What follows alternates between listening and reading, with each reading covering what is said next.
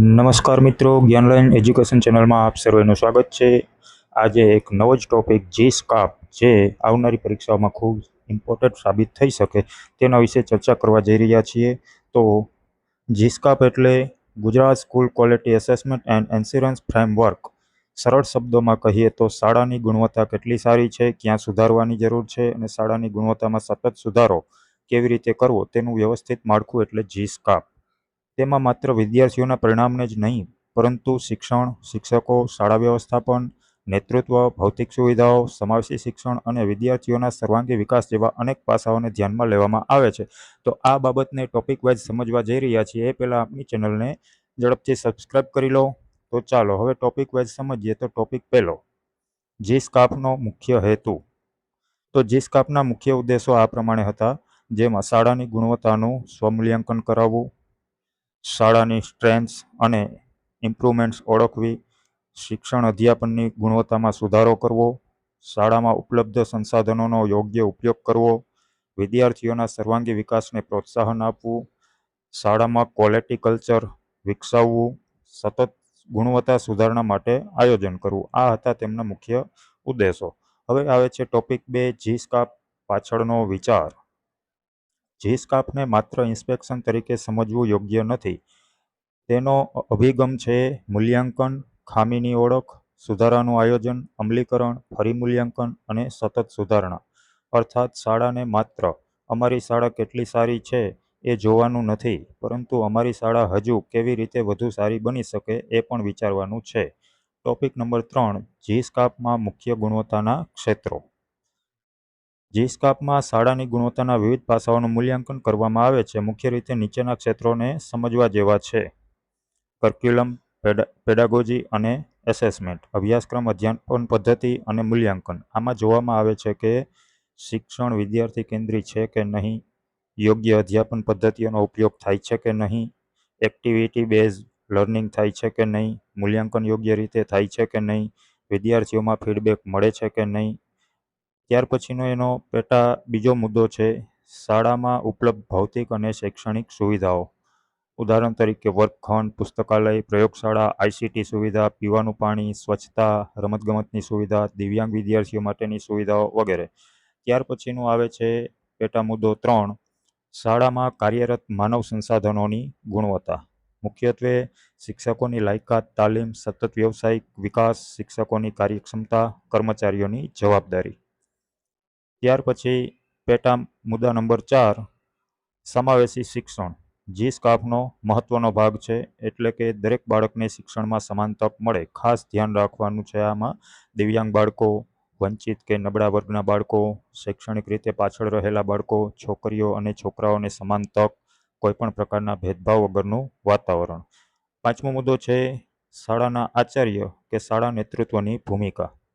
આમાં જોવામાં આવે છે શાળાનું આયોજન, લીડરશિપ, નિર્ણય પ્રક્રિયા, શિક્ષકો સાથે સંકલન, એસએમસી સાથે સંકલન, શાળાની વિકાસ માટેનું આયોજન, દસ્તાવેજીકરણ અને રેકોર્ડ।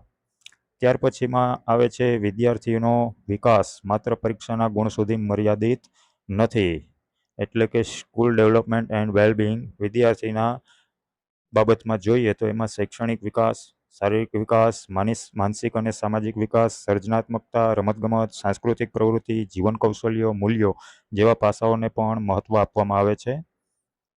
ત્યાર પછીનો 7મો મુદ્દો છે શાળા અને સમાજ વચ્ચેનો સંબંધ પણ મહત્વપૂર્ણ છે।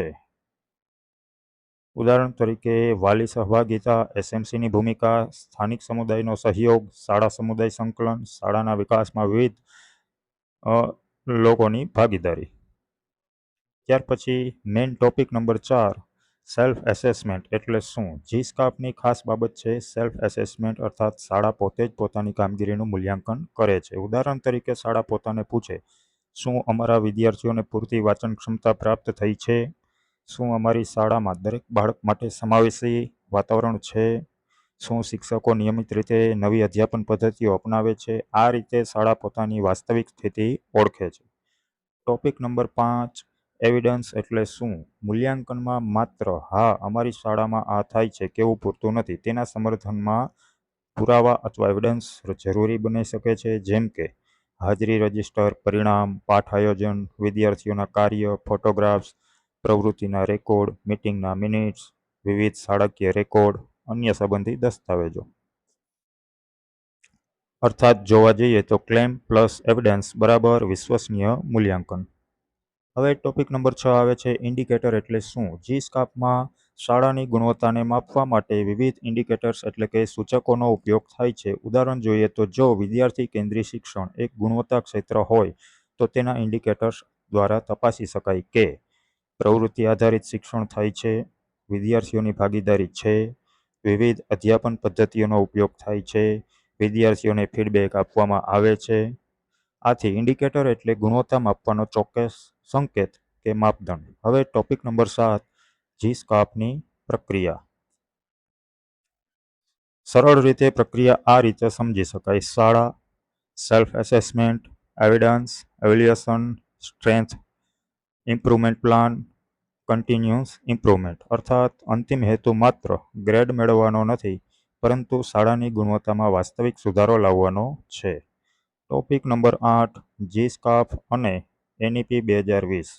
જીસ્કાપનો અભિગમ નેશનલ એજ્યુકેશન પોલિસી એનઈપી 2020ના ગુણવત્તા અને સર્વાંગી શિક્ષણના વિચારો સાથે જોડાયેલો છે. એનઈપીમાં ભાર મૂકવામાં આવ્યો છે ગુણવત્તાયુક્ત શિક્ષણ, હોલિસ્ટિક ડેવલપમેન્ટ, ઇન્ક્લુસિવ એજ્યુકેશન, ટેકનોલોજીનો ઉપયોગ, સતત મૂલ્યાંકન અને સુધારણા. તેથી જીસ્કાપને શાળાકીય ગુણવત્તાને વ્યવસ્થિત રીતે સુધારવાના સાધન તરીકે જોઈ શકાય. ટોપિક નંબર 9 જીસ્કાપમાં શિક્ષકની ભૂમિકા.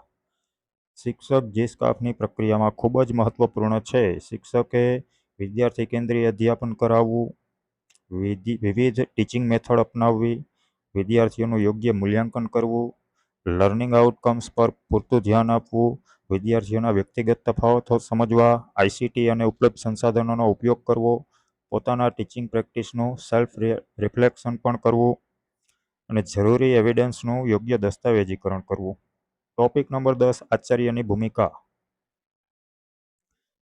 આચાર્ય માત્ર વહીવટી અધિકારી નહીં, પરંતુ એક લીડર તરીકે પણ કાર્ય કરે છે. મુખ્ય જવાબદારીઓ: શાળાનું વિઝન અને પ્લાનિંગ, શિક્ષકોને માર્ગદર્શન, શૈક્ષણિક ગુણવત્તાની દેખરેખ, શાળા વિકાસ આયોજન, સંસાધનોનો યોગ્ય ઉપયોગ, સેલ્ફ એસેસમેન્ટમાં નેતૃત્વ, કન્ટિન્યુઅસ ઇમ્પ્રુવમેન્ટની સંસ્કૃતિ ઊભી કરવી. હવે આવે છે ટોપિક 11 જીસ્કાપનું મહત્વ શિક્ષક માટે તો કે અધ્યાપન પદ્ધતિમાં સુધારો, વિદ્યાર્થી માટે તો કે સર્વાંગી અને ગુણવત્તાયુક્ત શિક્ષણ, શાળા માટે શાળાની સ્ટ્રેન્થ અને વીકનેસની ઓળખ, વાલી માટે શાળાની ગુણવત્તા અંગે વધુ સ્પષ્ટતા, શિક્ષણ વ્યવસ્થા માટે ગુણવત્તા સુધારણા માટે ડેટા બેઝડ અને એવિડન્સ બેઝડ એપ્રોચ.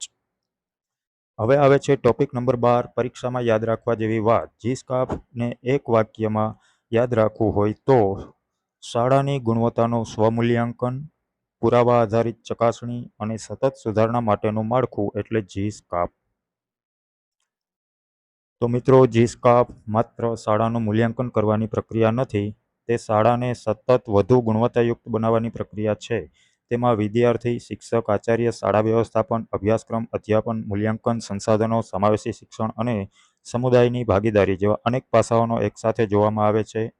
સરળ શબ્દોમાં જોઈએ તો શાળા ક્યાં ઊભી છે, ક્યાં સુધારો જોઈએ, સુધારો કેવી રીતે કરવો, સુધારો થયો કે નહીં. આ સતત ચાલતી પ્રક્રિયા જ સ્કૂલ ક્વોલિટી ઇમ્પ્રુવમેન્ટનો મૂળ વિચાર છે. તો ફરી મળીશું એક નવા જ મુદ્દા સાથે.